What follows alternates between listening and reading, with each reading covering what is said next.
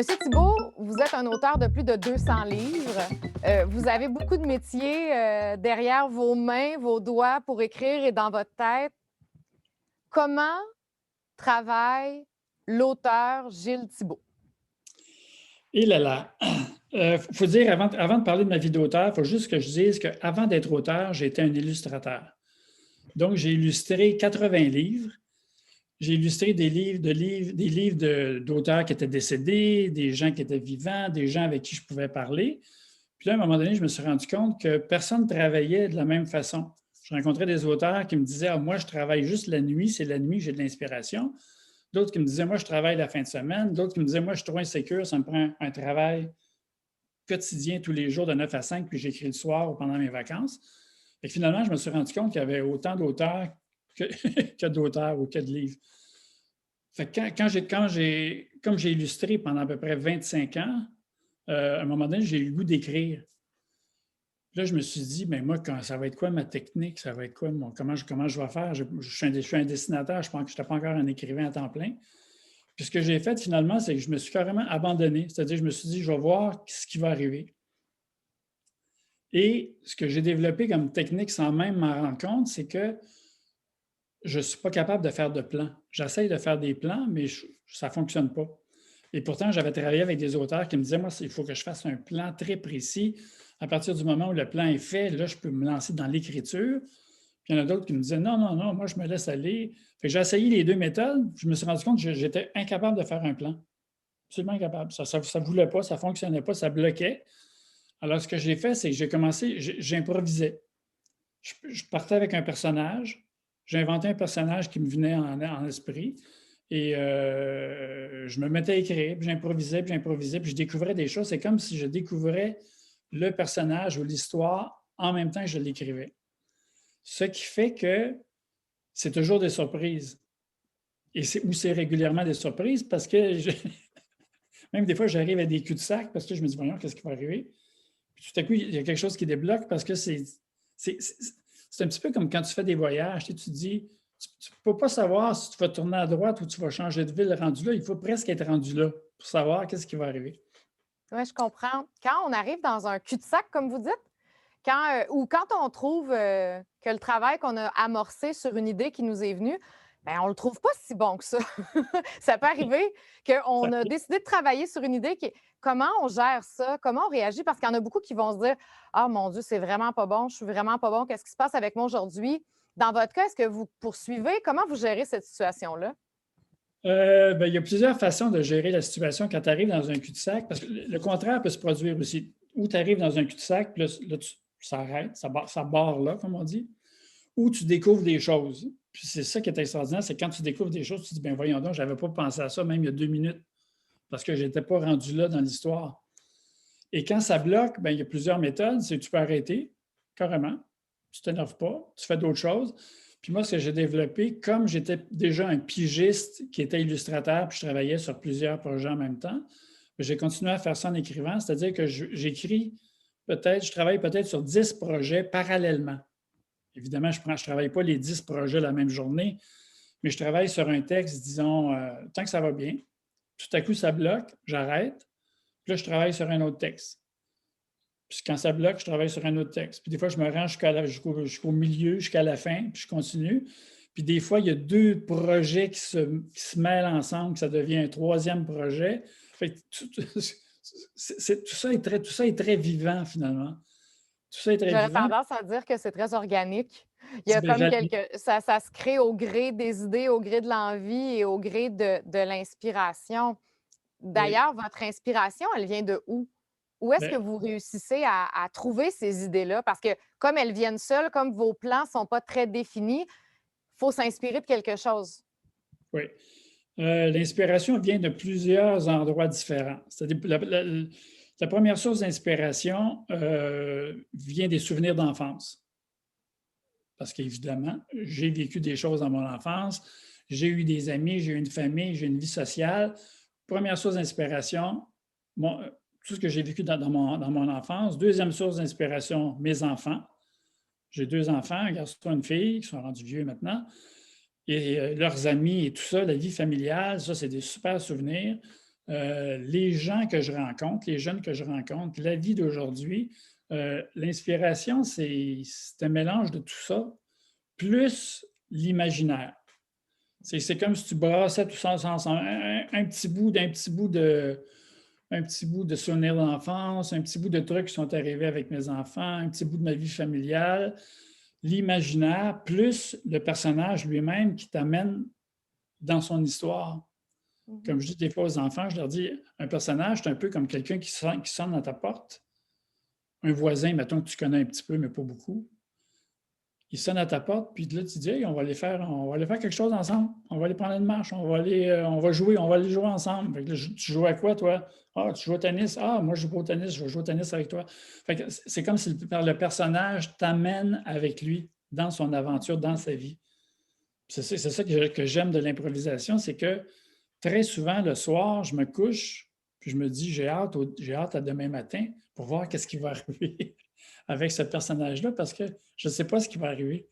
C'est fascinant, en même temps, c'est sûr que c'est un petit peu épeurant, mais ça fait partie du plaisir de vivre l'écriture, parce que c'est justement vivant, c'est organique, ça se promène, ça bouge.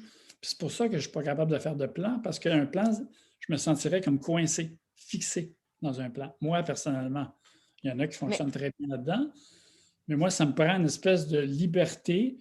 Puis il arrive des fois où il ne se passe rien. Il arrive des fois où ça ne fonctionne pas. Il arrive des fois où tu dis, ben là, je suis complètement dans les patates. Puis là, tu arrêtes, puis tu peux reprendre ce texte-là. Tu peux reprendre ce texte-là des fois 4 ans après.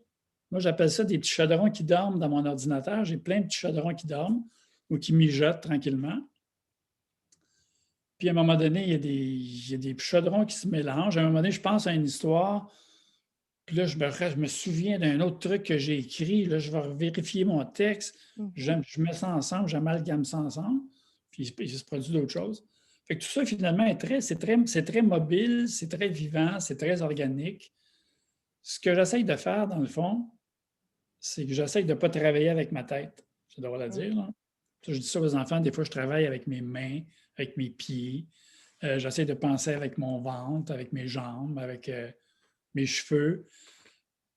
Je laisse aller les choses.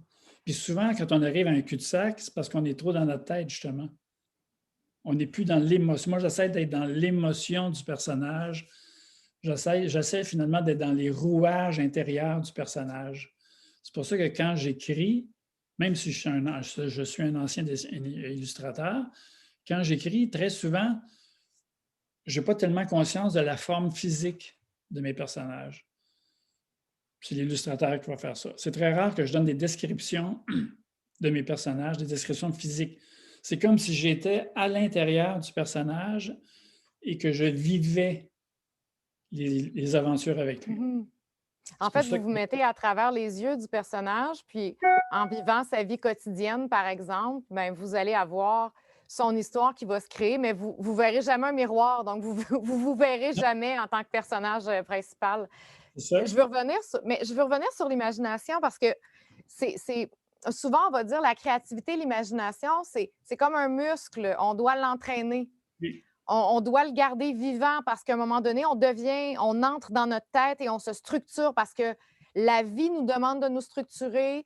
Dans la classe, souvent, on a des règles très précises pour effectuer un travail. On doit se structurer là-dedans. Comment on fait pour garder cette imagination-là vivante? Bien, ce qu'on fait pour garder l'imagination vivante, c'est justement de la travailler. C'est comme un muscle, effectivement. C'est comme un athlète qui travaille ses muscles. Tu regardes un athlète, tu te dis, mais comment il fait pour faire ça? Mais il s'entraîne tous les jours. Il s'entraîne tous les jours depuis tellement d'années. L'imagination ou l'écriture, c'est la même chose. C'est un entraînement. À un moment donné, c'est comme si ça se mettait à penser tout seul à travers toi. C'est le personnage qui passe à travers toi. Puis c'est un gag que je faisais souvent quand j'ai écrit la série des Noémies. Les Noémies ont 25 à 25 titres. Puis Noémie, c'est ça que je dis, Noémie a 10 fois plus d'imagination que moi.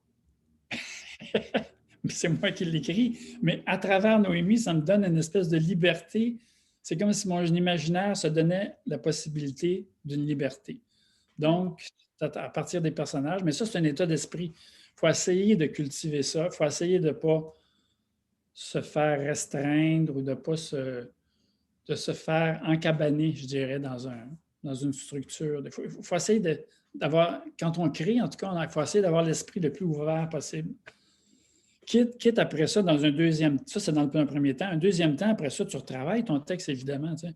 Parce qu'il faut faire attention, quand je dis que j'improvise, oui, dans une première étape, mais après ça, c'est du travail, c'est de la structure. Là, tu dis, ce bout-là, il est ben trop long. Ce bout-là, Mhm. ici, c'est pas clair du tout. Ce bout-là, faudrait que je le place ailleurs. Il y a tout un travail d'organisation après. La Le- tête va arriver dans le processus à un certain moment, mais elle va arriver un petit peu plus tard. oui, il faut que la tête Pas à arrive la à un moment. base. Oui, Il faut, parce que sinon c'est n'importe quoi. oui. Mais le premier, c'est un peu comme quand on fait une sculpture anglaise. On ne la finit pas tout de suite en commençant. On Mhm. commence par faire la forme grossièrement, puis tranquillement. Puis là, à la fin, on fignole, puis on arrange tous les petits trucs, puis pour qu'il n'y ait rien qui paraisse. Mais Vous c'est la même chose. travaillez, j'ai l'impression que vous écrivez comme un illustrateur illustre. Hein? On commence par des petites étapes au plomb, on y va par grands traits, puis par la suite, on ajoute des couches, puis on retravaille, puis on refait des choses, puis on arrive finalement à l'œuvre finale. Donc, dans votre façon de travailler, on voit un peu ça. Donc, l'imaginaire prend toute la place à la base, puis par la suite, on va aller donner un petit peu plus de vie ou changer ou donner de l'intensité à un endroit, en enlever à un autre endroit pour donner une forme qui se tient, puis quelque chose de final, en fait. Après tout le travail d'improvisation, de liberté de l'écriture, il faut structurer la chose. Comme Mhm. quand on fait un album, ben, un album, c'est 24 pages ou 32 pages. Avec les pages qui tournent, c'est presque scientifique en même temps. Là. Oui. Il faut que ça arrive pile. Là. L'histoire finit à la fin de l'album, pas trois Mhm. pages avant. Alors que dans un roman, c'est différent. Un roman, on a plus de liberté. Que tu Oui. fasses un roman de 96 pages ou de 225, tu le fais comme il vient, le roman. Mais un album, c'est 24 ou 32 avec un petit punch à la fin. Tu tournes les pages, il y a une structure, il y a tout ça. Donc, ça demande plus de structure. Je vous remercie. Je pense que c'est ultra complet. On comprend un peu mieux votre façon de travailler et le métier d'auteur. Je vous remercie d'avoir été avec nous aujourd'hui. Puis, à la maison, à l'école, peu importe, le jeune qui est en train d'écouter la capsule, vous allez voir, on a une superbe activité à vous proposer.